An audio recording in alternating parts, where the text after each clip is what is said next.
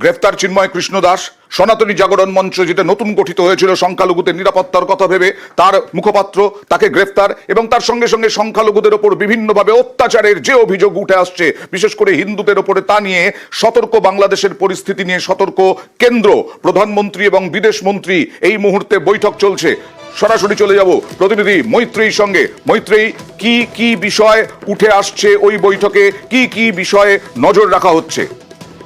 দেখো, দিল্লির নজর রয়েছে বাংলাদেশের ওপর, এবং বাংলাদেশে যে পরিস্থিতি চলছে, চিন্ময় কৃষ্ণ দাস তার গ্রেপ্তারি, এবং তারপরে আমরা দেখেছি যে বিদেশ মন্ত্রকের তরফ থেকে একটি স্টেটমেন্ট জারি করা হয়েছে, কিন্তু তার পাল্টাও বাংলাদেশ সরকারের তরফ থেকে একটি বিবৃতি দেওয়া হয়েছে। ফলে সেই পরিস্থিতিতে দাঁড়িয়ে ভারতের কি করণীয় এবং এই মুহূর্তে কি পরিস্থিতি রয়েছে বাংলাদেশে, সেখানে হিন্দু সহ অন্যান্য যারা সংখ্যালঘুরা রয়েছেন তারা কি অবস্থায় রয়েছেন, সে বিষয়ে বিস্তারিত রিপোর্ট আজকে বিদেশমন্ত্রী জয়শঙ্কর তিনি প্রধানমন্ত্রীকে দেবেন বলে জানা যাচ্ছেন। এবং এই বৈঠক সেটা কিন্তু বেশ অনেকক্ষণ ধরেই চলে এই বৈঠক, যেখানে প্রধানমন্ত্রীকে ডিটেইলে ব্রিফ করা হয় বাংলাদেশের পরিস্থিতি সম্পর্কে, এবং একই সঙ্গে ভারতের কি অবস্থান হওয়া উচিত তা নিয়েও কিন্তু বিস্তারিত আলোচনা হয়েছে দুজনের।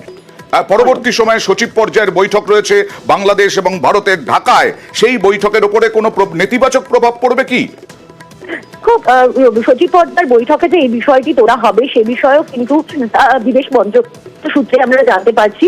তার কারণ যে পরিস্থিতি রয়েছে, ভারত বরাবরই কিন্তু বাংলাদেশের হিন্দু সহ অন্যান্য যারা সংখ্যালঘুরা রয়েছেন তাদের উপর যে হামলা রয়েছে সেটা নিয়ে সরব ছিল, এবং সাম্প্রতিককালে যে ঘটনা পরম্পরা তার পরিপ্রেক্ষিতে বাংলাদেশের পরিস্থিতি নিয়ে বেশ কড়া স্টেটমেন্টও দিয়েছে বিদেশ মন্ত্রক। ফলে সচিব পর্যায়ের বৈঠকেও ভারতের তরফ থেকে সে বিষয় তোলা হবে বলেই কিন্তু আমরা বিদেশ মন্ত্রক সূত্রে ইঙ্গিত পাচ্ছি।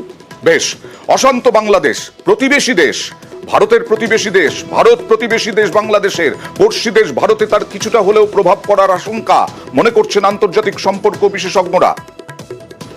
যে বাংলাদেশের চারধারে ভারত, বাংলাদেশের যত রকমের উত্থান হবে সেটা অবশ্যই ভারতকে ভাবাবে। কাজে এই জিনিসটা এমন স্তরে এখন গিয়ে দাঁড়িয়েছে যে ভারত সরকারকে এখন প্রতিক্রিয়া দেখাতে হবে, নাও অর নেভার। এবং মনে রাখতে হবে আমাদের যে রাজ্যগুলি রয়েছে, পশ্চিমবঙ্গ, ওদিকে আসাম, ত্রিপুরা, এগুলো তো একেবারে লাগোয়া রাজ্য। ফলে তার সরাসরি প্রকোপ, আমি শব্দটা ব্যবহার করব, প্রকোপ কিন্তু এই রাজ্যগুলিতে পড়ার আশঙ্কা আছে। কৃষাণু আমার সঙ্গে আছে নিশ্চয়ই। কৃষাণু, একটা প্রশ্ন তুলছেন আন্তর্জাতিক সম্পর্ক বিশেষজ্ঞরা, কেন ইউনূস যিনি প্রধান উপদেষ্টা তিনি কোনো বিবৃতি দিচ্ছেন না? এইটা কেন হচ্ছে? ইউনূসকে কি একেবারে পুতুল করে রাখা হয়েছে? এই প্রশ্ন আন্তর্জাতিক মহলে খুব ভাবে উঠতে শুরু করেছে যে এত বড় একটা কাণ্ড, যেটা নিয়ে প্রভু চিন্ময় প্রভুকে ঘিরে যেভাবে হয়েছে চলছে, পৃথিবী জুড়ে আলোড়ন চলছে, যেভাবে একের পর এক রাষ্ট্র থেকে প্রতিবাদ জানানো হচ্ছে, আপত্তি জানানো হচ্ছে এবং হচ্ছে, সেক্ষেত্রেও মোহাম্মদ ইউনূস যিনি তদারকি সরকারের প্রধান, তিনি কেন কোনো বিবৃতি দিচ্ছেন না, এটা নিয়ে কিন্তু সারা বিশ্বেই প্রশ্ন উঠতে শুরু করেছে। আশা করা যায় যে খুব শিগগিরই তিনি সরাসরি কিছু বলবেন বা হস্তক্ষেপ করবেন, কারণ এর আগে যে বিবৃতিটা এসেছিল সেটা কিন্তু বাংলাদেশ বিদেশ মন্ত্রকের পক্ষ থেকে সরাসরি সরকারের বক্তব্য, এবং সেটা ছিল ভারতের যে বিবৃতি দেওয়া হয়েছে তার বিবৃতির বিরোধিতা করে। অর্থাৎ এই ঘটনা সম্পর্কে এমন ভাবে বাংলাদেশ সরকারকে, তদারকি সরকারকে কিন্তু মুখ খুলতে দেখা যায়নি। একবার দেখাই যে কি প্রশ্ন তুলছেন আন্তর্জাতিক সম্পর্ক বিশেষজ্ঞ ঈশানী নস্কর। এই মুহূর্তে তো বাংলাদেশকে ভাবতে হবে যে তারা আরো কত এই ধরনের, আমার মনে ভাবমূর্তি আরো কত খারাপ করবে। লক্ষ্য করে দেখো, ঘটনার পর থেকে ইউনূস কিন্তু কোনো বিবৃতি দিয়েছেন বলে আমার অন্তত জানা। আর কি একটা বলা উচিত ছিল না যে এই ধরনের একটা, এবং বিভিন্ন তার অ্যাডভাইজারি বোর্ড থেকে বিভিন্ন মানুষজন বলছে যে হ্যাঁ এই একটা আইন ব্যাপার হয়েছে, এবং অলরেডি আমি যেটা বললাম আইনি মহলের মধ্যে একটা বিতর্ক সৃষ্টি হয়েছে। আপনি ডেইলি ট্রিবিউন দেখুন, আপনি এই খবরটা পাবেন। ফলে এই জায়গাতে দাঁড়িয়ে যে তত্ত্বাবধায়ক সরকারের মাথায় রয়েছেন তার আমার মনে হয় আর কিছু না, একটা নৈতিক কর্তব্য টু গিভ আ স্টেটমেন্ট। কোন স্টেটমেন্ট কেন নেই? একটাই স্টেটমেন্ট এসেছিল, ভারত যখন স্টেটমেন্ট দিয়েছিল বিদেশ মন্ত্রক, তারপরে বিদেশ মন্ত্রকের পাল্টা স্টেটমেন্ট বাংলাদেশ দিয়েছিল। বাংলাদেশে আইন শৃঙ্খলা পরিস্থিতি নিয়ে আনতে পরিস্থিতি নিয়ন্ত্রণে আনতে সাবধানী আচরণ করা উচিত ইউনূস সরকারের, মনে করছেন আন্তর্জাতিক সম্পর্ক বিশেষজ্ঞরা। ইউনূস সরকার একটা বেসিক আইন শৃঙ্খলার দিক থেকে অন্তত কেন দেখছেন না?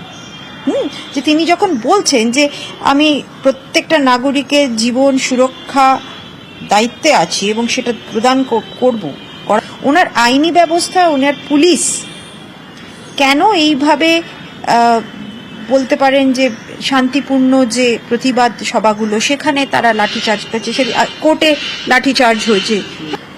ল অ্যান্ড অর্ডারের ফেলিয়ারের দিকটাও কিন্তু ভাবনা চিন্তার আছে। একটা গণতান্ত্রিক প্রশ্ন উঠছে এবং শুধু এই মুহূর্তে আমরা হিন্দু সম্প্রদায় বলছি, চট্টগ্রামে বৌদ্ধ সম্প্রদায় আছে, খ্রিস্টান সম্প্রদায় আছে, তারাও কিন্তু বিপন্ন। মৈত্রী, দিল্লি কিভাবে দেখছে এই বিষয়টা, যে আইন শৃঙ্খলা পরিস্থিতি মনে করা হচ্ছে, অনেকে বলছেন যে ইউনূসকে পুতুল করে রাখা হয়েছে, আইন শৃঙ্খলা আসলে বৈষম্য বিরোধী যে জোট, সেই জোটের হাতেই রয়ে গেছে, যার ফলে নিয়ন্ত্রণটা খুব একটা নেই, যা তা হচ্ছে ওখানে। এইটা নিয়ে দিল্লি কিভাবে নজর রাখছে এবং বাণিজ্য সম্পর্ক এখনো চলছে, সব নিয়ে দিল্লির কি ভাবনা? দেখো, বাণিজ্য সম্পর্ক চললেও কিন্তু বাংলাদেশের সঙ্গে সেই বাণিজ্য সম্পর্ক কিন্তু বেশ কিছুটা বলা যেতে পারে তলানিতে এসে ঠেকেছে এবং মোহাম্মদ ইউনূস তার যে এই নীরবতা, সেটা ভারতের কাছেও কিন্তু একটা প্রশ্নের বিষয়। তবে মূলত ভারত তাদেরও যে স্টেটমেন্ট তারা দিয়েছিল সেখানেও কিন্তু তারা কিছু এক্সট্রিমিস্ট এলিমেন্টের কথা উল্লেখ করেছিল, যদিও সেই বক্তব্যকে নস্যাৎ করেছে বাংলাদেশ বিদেশ মন্ত্রক। ফলে সেই জায়গায় দাঁড়িয়ে মোহাম্মদ ইউনূস তার কি ভূমিকা রয়েছে এবং তিনি কেন কোনো বক্তব্য এখনো পর্যন্ত রাখছেন না, সে নিয়ে কিন্তু প্রশ্ন উঠছে ভারত সরকারের তরফ থেকে। এবং ইতিমধ্যেই আমরা দেখেছি একাধিক যে যারা বিভিন্ন ধর্মীয় প্রতিষ্ঠান রয়েছে সেখান থেকে যেমন মোহাম্মদ ইউনূসের হস্তক্ষেপ দাবি করা হচ্ছে, তার সঙ্গে সঙ্গেই কিন্তু ইউএন এর হস্তক্ষেপও কিন্তু দাবি করা হচ্ছে। তার কারণ সেখানে হিন্দু সহ অন্যান্য সংখ্যালঘুদের যে অবস্থা রয়েছে সেই জায়গায় দাঁড়িয়ে সেখানে ইউএন এর হস্তক্ষেপের প্রয়োজন আছে বলে অনেকে মনে করছেন।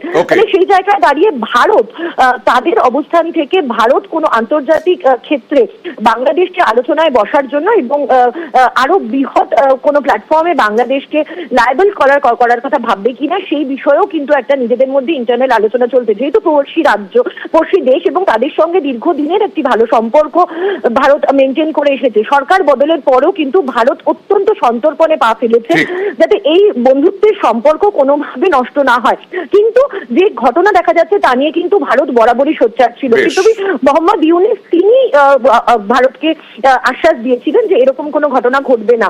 কিন্তু এখন মোহাম্মদ ইউনূসের যে চুক্তি, সেটা এখন ইউনূস পরবর্তী সময়ে তিনি মুখ খোলেন কিনা, বিবৃতি দেন কিনা, ভারত কিভাবে নজর রাখছে, এই সবের দিকে আমাদের নজর থাকবে। তবে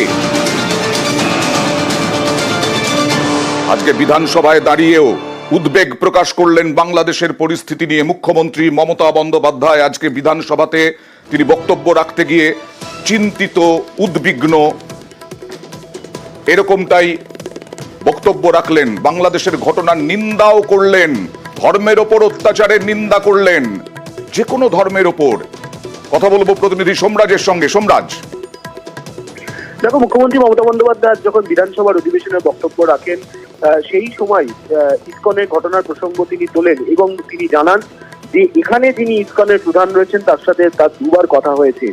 গোটাটাই কেন্দ্রের ব্যাপার, অন্য দেশের ব্যাপার হলে সেটা কেন্দ্র সিদ্ধান্ত নেবে, কিন্তু এই ধরনের ঘটনা নিন্দা করা হবে। মুখ্যমন্ত্রী মমতা বন্দ্যোপাধ্যায় এমনটাই বলেন। শুধু তাই নয়, তিনি এটাও বলেন যদি কোনো ধর্মের ওপর অত্যাচার হয় অবশ্যই আমরা প্রতিবাদ করব। অন্য দেশেও যদি ধর্ম নিয়ে কিছু হয় আমরা এটা সমর্থন করি না, আমরা নিন্দা করি। বাংলাদেশের ঘটনাকে কেন্দ্র করেই মুখ্যমন্ত্রী মমতা বন্দ্যোপাধ্যায় এমনটাই মন্তব্য করেন আজ বিধানসভার হাউসে, তেমনটাই মনে করা হচ্ছে। তার কারণ তিনি কোনো দেশের নাম আজকে সরাসরি নেননি। তিনি বলেছেন যে কোনো দেশেই কোনো ধর্ম নিয়ে অত্যাচার হয়, যদি কোনো ধর্মের ওপর অত্যাচার হয় অবশ্যই আমরা তার প্রতিবাদ করব। অন্য দেশেও যদি কোনো ধর্ম হয়, ধর্ম নিয়ে কোনো অত্যাচার করা হয় সেটাও আমরা প্রতিবাদ করব। এই ধরনের ঘটনা নিন্দনীয়। মুখ্যমন্ত্রী মমতা বন্দ্যোপাধ্যায় বিধানসভার হাউসে বক্তব্য রাখতে গিয়ে এমনটাই বলেন। বেশ। আর এই বাংলাদেশের পরিস্থিতি নিয়ে যে এপার বাংলা চিন্তিত, উদ্বিগ্ন, এই উদ্বেগের পরিস্থিতি কাম্য নয়, সেই দিকেও নজর আন্তর্জাতিক সম্পর্ক বিশেষজ্ঞদের। দেখুন, আমরা বাঙালিরা ওপার বাংলার বাঙালিদের সঙ্গে বরাবরই যোগাযোগে আছি এবং আমার ধারণা প্রত্যেকটি মানুষ খুব উদ্বিগ্ন এবং অনেকে মনে করছেন তারা অনিরাপদ আছেন। হ্যাঁ, ফলে এই পরিস্থিতিটা আমার মনে হয় পশ্চিমবাংলার মানুষের কাছে একেবারেই কাম্য এবং আমরা অনেক জায়গায় সাংস্কৃতিক আমাদের অনেক মেলবন্ধন আছে, কত বাংলাদেশি মানুষ আমাদের এখানে আসেন, তা আমরা বরাবরই তাদের সঙ্গে আমাদের একটা আলাদা সম্পর্ক আছে। কিন্তু চরমপন্থী মানুষ যখন এইভাবে তাদের প্রতি দুরাচার করছে এবং সরকার সেটাকে প্রতিরোধ করতে পারছে না, নিশ্চয়ই এটা আমাদের কাছে খুব আক্ষেপের বিষয়।